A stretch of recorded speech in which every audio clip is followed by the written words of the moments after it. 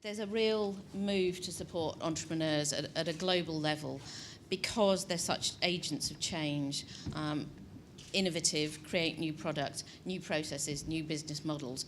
And quite obviously, they create jobs and create sustainable, hopefully, growth, which is so important at the current time. And actually, the current economic conditions, as they continue, sadly, and the levels of unemployment, particularly amongst young people, it means that entrepreneurship is incredibly important, probably more so now than it's ever been. And I think governments too, and we can talk about the context of Romania, are looking to entrepreneurs to really kickstart the economies and provide the jobs that will stimulate the growth. So there's that driver there too. But entrepreneurs need to be given the tools and the entrepreneurial ecosystem that will enable them to succeed. And I'm going to talk a little bit about what we think that means. And we're talking about the power of three. We certainly feel that this is an area where we have to have governments, entrepreneurs, and corporations to work together to foster this growth. It's not easy, and I don't think anyone will pretend that it is.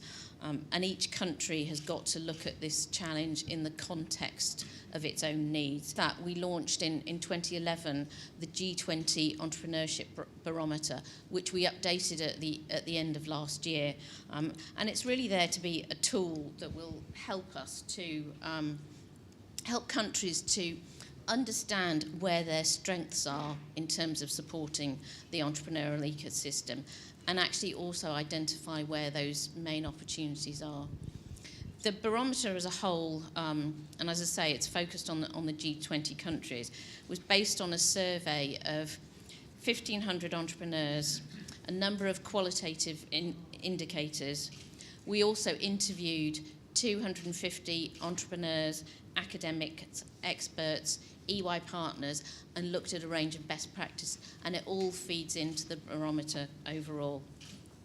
You will have seen in your packs today that although I'm talking about the G20 Entrepreneurship Barometer, the launch today is the barometer with a focus on Romania. So you will see in that report and coming out through the media today where we feel that's applicable to Romania. Looking at the 5 pillars that we feel that are key to a really robust entrepreneurial ecosystem. And you'll see in the barometer and the Romanian barometer that it includes a call to action in each of the key areas, but it's looking at 40 recommendations across those 5 pillars that we feel that are the most important things for helping this entrepreneurial ecosystem. Access to funding, tax and regulation, education and training, an entrepreneurship culture, and that coordinated support. I'll just give you a very quick whistle-stop tour around those key pillars. Access to funding was cited as the greatest obstacle for entrepreneurs in terms of succeeding. And there was real recognition that as businesses grow, the sources of finance that they rely on changes. And it's absolutely critical to get the right type of finance at the right time. So thinking at that absolute startup stage where entrepreneurs may be borrowing from their friends and family, it may be about crowdfunding, moving through as they scale their business to a very, very different sort of funding.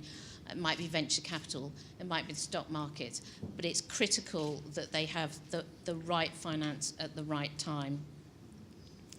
What's also critical is that they get the mentoring to support that finance, and we'll talk a little bit about that later. So one of the things for government that came through consistently across countries was that government needs to create the range of mechanisms that provide that funding at every stage.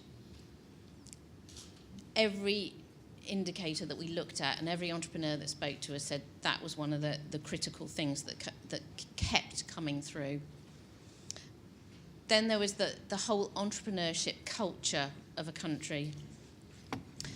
The entrepreneurs that we spoke to felt really strongly that there was a great need for us to help them emphasise the value of entrepreneurship in a country. It's not just about the businesses that they build, but it's the real thinking about the benefits to the economy and to society. Going back to that point earlier about the innovation that they create, the new products, the new services that actually go on to create wealth and more successful economies and societies generally. And somewhat linked to that is a recognition and a celebration of entrepreneurs. Ernst & Young is known worldwide for its Entrepreneur of the Year programme, which is happening here in Romania.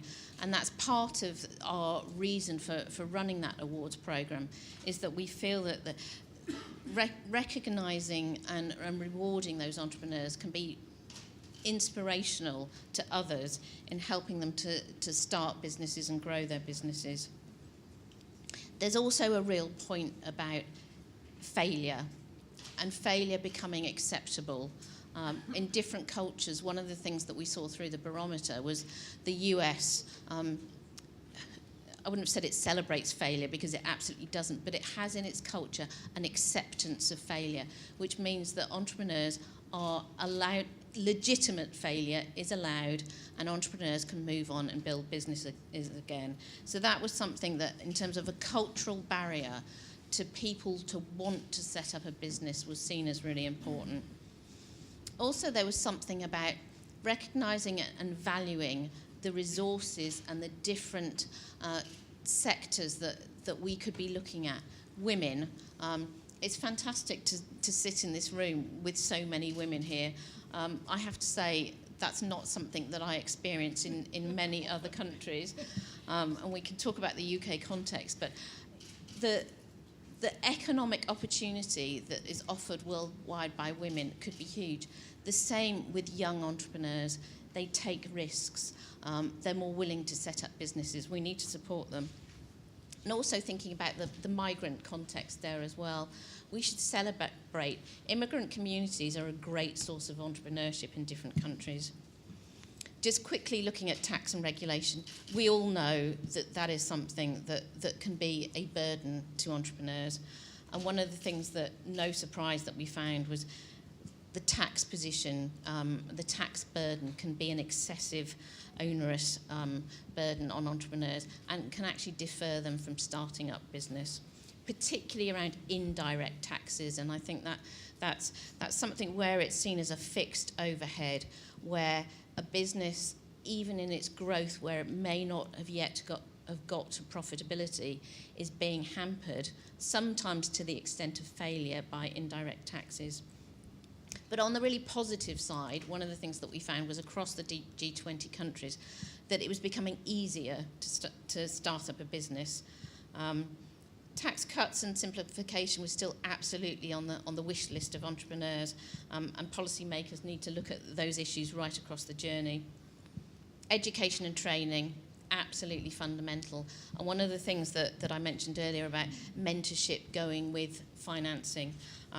Formal training as part of universities and business schools is getting better, but a real need to think about younger people, how we start much earlier in the education system, instilling in them the characteristics of entrepreneurs, so that they either leave the education system and think about starting up a business, or actually become better employees because they think more entrepreneurially. And we think those skills can absolutely be taught. It's not something that's necessarily innate in an individual, but you have to integrate the teaching of those skills into the education system. And you actually have to teach the educators as well, because it's a different way of teaching. The skills that are required are certainly different from the mainstream teaching that we get today. And then the final point there is about coordinated support. Absolutely fundamental that we create the foundations for success, and that needs strong links between stakeholders, between governments, between entrepreneurs themselves, between corporates, between the not-for-profit sector. Everybody needs to work together. Access to government startup programs was seen as critical, but actually they're becoming less evident in certain G20 countries. Business incubators, however, are growing, and they were absolutely seen as one of the biggest contributors to the entrepreneurial ecosystem. So there's a bit of a balance there. Also, there was a real finding, and I think that something could be learnt from everywhere, about clusters, geographical clusters within countries where entrepreneurs can work together, that can grow from each other, can share experiences, and something that really works there. So that literally is a whistle-stop tour of the key findings of the G20 barometer.